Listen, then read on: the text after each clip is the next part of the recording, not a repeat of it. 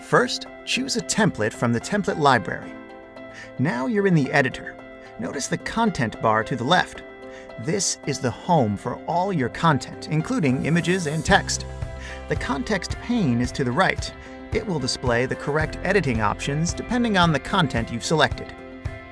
To replace a text box with your own content, double-click it.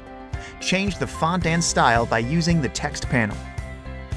To replace an image, you'll also double-click on it.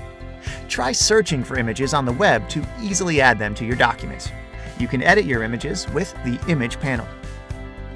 When you're ready to share your work, click Share.